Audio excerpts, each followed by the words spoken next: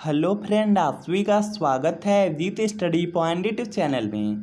आज की इस वीडियो में यूपी बीएड एंट्रेंस एग्जाम 2024 के लिए जीके का प्रैक्टिस सेट करने वाले हैं। तो वीडियो को शुरू से लेकर अंत तक देखिएगा। चैनल पर नए चैनल को सब्सक्राइब कर लीजिएगा। पीडीएफ के लिए with study point Telegram channel को ज्वाइन कर लीजिएगा। यूपी बीएड एंट्रेंस एग्जाम आपका 9 जून को होने वाला है। बहुत ही कम समय आपके पास बचा हुआ है और सबसे ज़्यादा प्रश्न यूपी बीएड में आपके प्रीवियस ईयर क्वेश्चन पेपर से आते हैं। 10 साल के प्रीवियस ईयर क्वेश्चन पेपर को आपको अच्छी तरीके से पढ़ लेना है और 10 से 12 साल के प्रीवियस ईयर पेपर में देखेंगे जीके के लगभग आपके 20 से 25 प्रश्न रिपीट होंगे और इसी तरीके से आपका हिंदी है, हिंदी में भी देखेंगे 30 से 35 प्रश्न आपके प्रीवियस ईयर क्वेश्चन पेपर से रिपीट होंगे। तो यहाँ पर देख सकते हैं यह यूपी बीएड एंट्रेंस एग्जाम का प्रीवियस ईयर पेपर है। 2011 से लेकर के 2023 तक का है। इसमें आपको 13 साल का प्रीवियस ईयर पेपर मिलेगा, आंसर की के साथ मिलेगा, एक्सप्लेनेशन के साथ मिलेगा और इसी में आपको 2023 का भी पेपर मिल जाएगा। वीडियो के नीचे डिस्क्रिप्शन बॉक्स में आपको एक लिंक मिलेगी, लिंक को क्लिक करना होगा, नाम मोबाइल नंबर फिल करना होगा, सिर्फ आपको 20 रुपये का पेमेंट करना होगा। जैसे आप यहाँ पे 20 रुपये का पेमेंट कर देते हैं, यह जो प्रीवियस ईयर क्वेश्चन पेपर का PDF है यह डाउनलोड हो जाएगा। अगर आप इससे तैयारी कर लेते हैं तो निश्चित ही आपको सरकारी सीट मिलेगी। तो इस प्रीवियस ईयर क्वेश्चन पेपर को आप लोग परचेज जरूर कर लीजिए। और आज की क्लास का देखिए आपका सबसे पहला प्रश्न है, किस साम्राज्य को हिंदुत्व का स्वर्ण युग माना जाता है? तो इसका देखिए आपको यहाँ पे सही जवाब बताना है। तो यहाँ पर देखिए इसका राइट आंसर हो जाएगा गुप्त साम्राज्य को। गुप्त साम्राज्य को हिंदुत्व का यहाँ पे स्वर्ण युग या स्वर्ण काल माना जाता है। तो यहाँ पर आपका ऑप्शन नंबर सी बिल्कुल राइट आंसर हो जाएगा। यूपी बीएड में देखिए प्रश्न पूछा गया था कि जो गुप्त वंश है, गुप्त वंश की स्थापना किसने किया था? याद रखेंगे श्री गुप्त ने किया। बहुत ज़्यादा इंपॉर्टेंट है। इसके बाद देखिए अगला प्रश्न आपका दिया गया है यहाँ पर कि प्रसिद्ध हवा महल राजस्थान के किस शहर में है? तो इसका देखिए आपको यहाँ पे सही जवाब बताना है। देखिए जो प्रसिद्ध हवा महल है यह राजस्थान राज्य के जयपुर शहर में है। तो यहाँ पर आपका ऑप्शन नंबर सी बिल्कुल राइट आंसर होगा। इसके बाद देखिए अगला प्रश्न आपका दिया गया है, छत्रपति संभाजी किस वंश का शासक था? तो इसका देखिए आपको यहाँ पे सही जवाब बताना है। देखिए जो छत्रपति संभाजी थे यह मराठा वंश के शासक थे। तो यहाँ पर आपका ऑप्शन नंबर ए बिल्कुल राइट आंसर हो जाएगा। इसके बाद देखिए अगला प्रश्न आपका बहुत ज़्यादा इंपॉर्टेंट है। इस तरह से प्रश्न आपके बीएड में पूछे जाते हैं। इंकलाब जिंदाबाद का नारा किसने दिया? तो इसका देखिए आपको यहाँ पे सही जवाब बताना है। इंकलाब जिंदाबाद का नारा भगत सिंह ने दिया है। तो यहाँ पर आपका ऑप्शन नंबर सी बिल्कुल राइट आंसर हो जाएगा। इसके अलावा यहाँ पर के सुभाष चंद्र बोस दिया गया है। सुभाष चंद्र बोस का नारा था कि तुम मुझे खून दो मैं तुम्हें आज़ादी दूंगा। इसके बाद देखिए बाल गंगाधर तिलक दिया गया है। तो यहाँ पर देखेंगे बाल गंगाधर तिलक का जो नारा था वह था स्वराज हमारा जन्मसिद्ध अधिकार है। याद रखेंगे। इसके अलावा बहुत से और नारे हैं, जैसे करो या मरो का नारा है, महात्मा गांधी ने दिया था। वेदों की ओर वापस लौटो का नारा दयानंद सरस्वती ने दिया था, यह भी याद रखेंगे। इसके बाद देखेंगे अगला प्रश्न आपका दिया गया है, शांति निकेतन का निर्माण किसने किया था? तो इसका देखिए आपको यहाँ पे सही जवाब बताना है। बहुत ज़्यादा इंपॉर्टेंट है। देखिए जो शांति निकेतन है इसका निर्माण रविन्द्रनाथ टैगोर ने किया है। तो यहाँ पर आपका ऑप्शन नंबर सी बिल्कुल राइट आंसर हो जाएगा। निम्नलिखित में से किसे छोड़ करके अन्य सभी राज्य सूची के भाग हैं? तो इसका देखिए आपको यहाँ पे सही जवाब बताना है। तो यहाँ पर देखेंगे इसका राइट आंसर हो जाएगा वायु सेवा। देखिए जो आपका यहाँ पे वायु सेवा है या आपकी जो यहाँ पे रेल आपकी होती हैं, वायु सेवा या आपकी जो रेल है यह आते हैं आपके यहाँ पे संघ सूची के अंतर्गत। इसके अलावा यहाँ पर देखिए जैसे भूमि हो गया, शराब हो गया, पुलिस, यह आपके आते हैं राज्य सूची के विषय हैं। तो यहाँ पर आपका ऑप्शन नंबर बी बिल्कुल राइट आंसर हो जाएगा। वायु सेवा और जो रेल होता है यह संघ सूची का विषय है और राज्य सूची के भाग में भूमि, शराब, पुलिस आएगा। इसके बाद देखेंगे अगला प्रश्न आपका दिया गया है, भारत के संविधान में मौलिक अधिकारों के अनुसार बंधुआ मजदूरी पर रोक यहाँ पे है। तो इसका देखिए आपको यहाँ पे सही जवाब बताना है। देखिए जो बंधुआ मजदूरी है यह देखिए शोषण के विरुद्ध अधिकार है। तो यहाँ पर आपका ऑप्शन नंबर सी बिल्कुल राइट आंसर हो जाएगा। इस पर देखेंगे जो बंधुआ मजदूरी पर रोक लगी है यह क्या है? शोषण के विरुद्ध अधिकार है आपका। इसके बाद देखेंगे अगला प्रश्न है कि इनमें से कौन सी एक भारतीय भाषा नहीं है? तो इसका देखिए आपको यहाँ पे सही जवाब बताना है। देखेंगे जो भारतीय भाषा है इसमें देखिए सिंधी, कन्नड़, कोंकणी आती है, सिख नहीं आती। तो यहाँ पे बी वाला आपका राइट आंसर हो जाएगा। इसके बाद देखेंगे अगला प्रश्न है कि किस ग्रह के अधिकतम उपग्रह हैं। तो इसका देखिए आपको यहाँ पे सही जवाब बताना है। तो यहाँ पर कि इसका राइट आंसर हो जाएगा आपका सौरमंडल का जो सबसे बड़ा आपका ग्रह बृहस्पति है और इसी के सबसे ज़्यादा उपग्रह हैं। तो यहाँ पर आपका ऑप्शन नंबर ए बिल्कुल राइट आंसर हो जाएगा। इसके बाद देखेंगे अगला प्रश्न आपका दिया गया है, जापान को land of the rising sun क्यों कहा जाता है। तो इसका देखिए आपको यहाँ पे सही जवाब बताना है।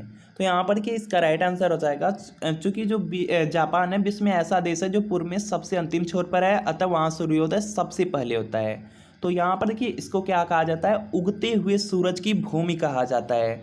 तो यहाँ पर आपका ऑप्शन नंबर सी बिल्कुल राइट आंसर होगा। डायरेक्ट प्रश्न पूछा जाता है कि उगते हुए सूरज की भूमि किस देश को कहा जाता है, जापान देश को। भारत का सर्वाधिक ऊंचाई पर यहाँ पे स्थित हवाई अड्डा है। तो यहाँ पर कहेंगे इसका राइट आंसर हो जाएगा लेह हवाई अड्डा है, ऑप्शन नंबर सी में सी राइट आंसर हो जाएगा।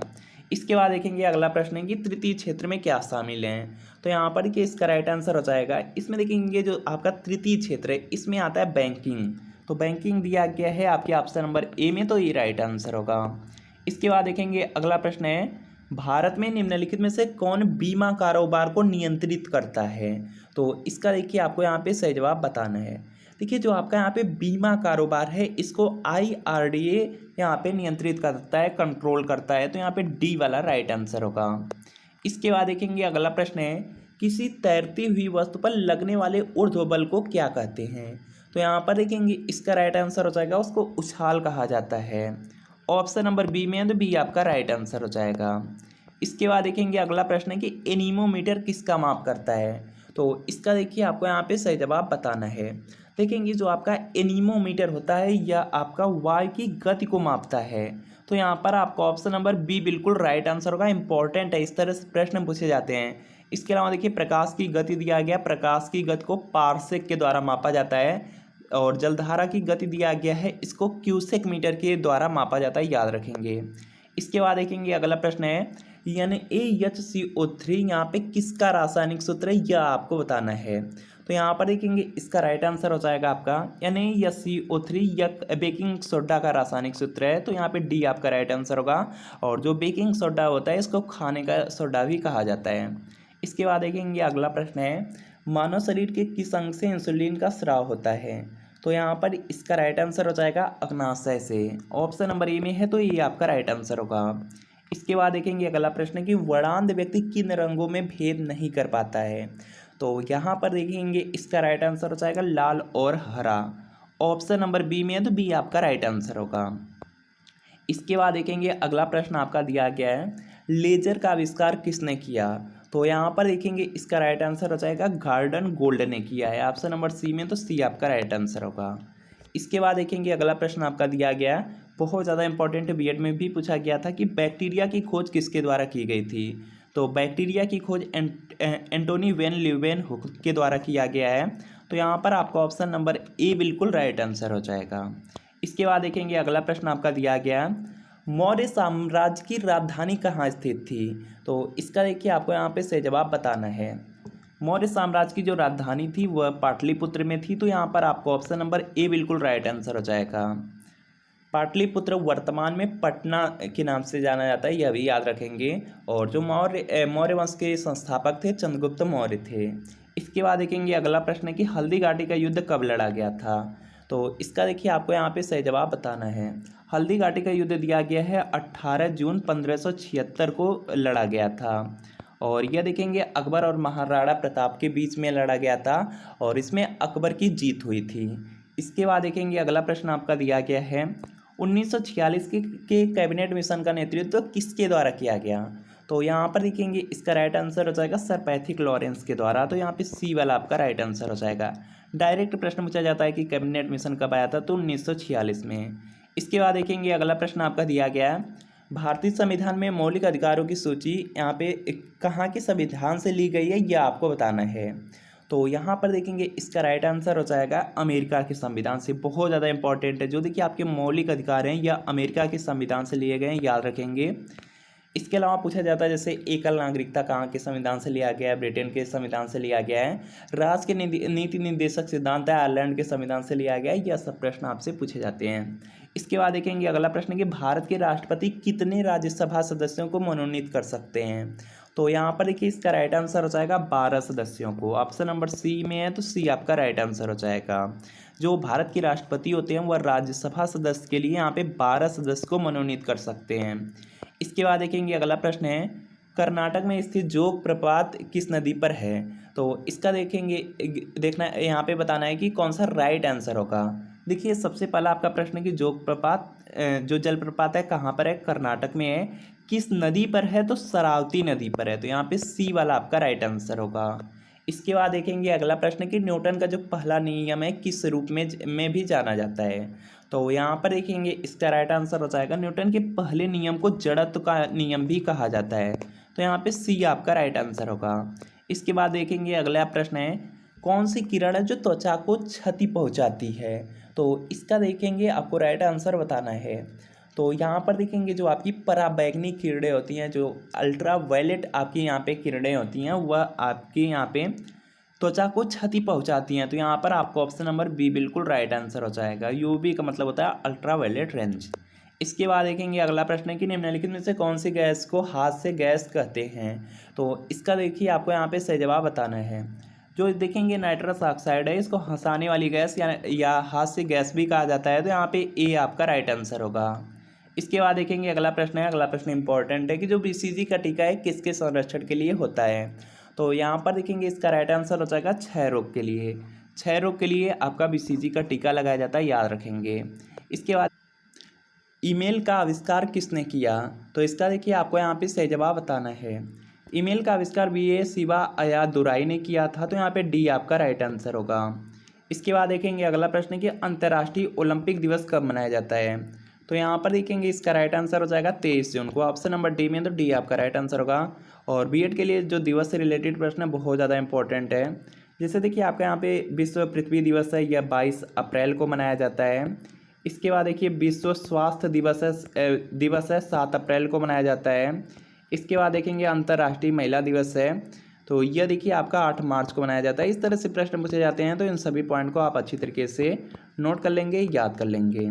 इसके बाद देखेंगे अगला प्रश्न है कि जो जल्लीकट्टू है किसके साथ जुड़ा हुआ है। तो यहाँ पर देखिए इसका राइट आंसर हो जाएगा यह पोंगल त्यौहार के साथ जुड़ा हुआ है। तो यहाँ पे डी आपका राइट आंसर होगा। और आपको देखिए यहाँ पे 2 कमेंट करना है कि जो पोंगल त्यौहार है यह किस राज्य का है। और इसके बाद देखिए आपको कमेंट करना है कि जो ओणम है, ओणम त्यौहार किस राज्य का है। 2 कमेंट करना है, दोनों आपके बीएड के लिए बहुत ज़्यादा इंपॉर्टेंट है, तो कमेंट आप लोग जरूर कीजिएगा। इसके बाद देखिए अगला प्रश्न है कि रागनी किस राज्य की लोकप्रिय गीत शैली है। तो यहाँ पर देखिए इसका राइट आंसर हो जाएगा हरियाणा। ऑप्शन नंबर सी में है, तो सी आपका राइट आंसर हो जाएगा। तो फ्रेंड आपको बताना है कि आज की क्लास से कितने प्रश्न आपके बिल्कुल सही हुए हैं। और यह देखेंगे यूपी बीएड एंट्रेंस एग्जाम का प्रीवियस ईयर क्वेश्चन पेपर है, 2011 से लेकर के 2023 तक का प्रीवियस ईयर क्वेश्चन पेपर है। वीडियो के नीचे डिस्क्रिप्शन बॉक्स में आपको लिंक मिल रही है, लिंक को क्लिक करना है, नाम मोबाइल नंबर फिल करना है, सिर्फ 20 रुपये का पेमेंट कर देना है। जैसे 20 रुपये का आप यहाँ पे पेमेंट कर देते हैं या PDF डाउनलोड हो जाएगा। अगर इससे तैयारी कर लेते हैं तो निश्चित ही सरकारी सीट मिलेगी। तो मतलब फ्रेंड नेक्स्ट वीडियो में।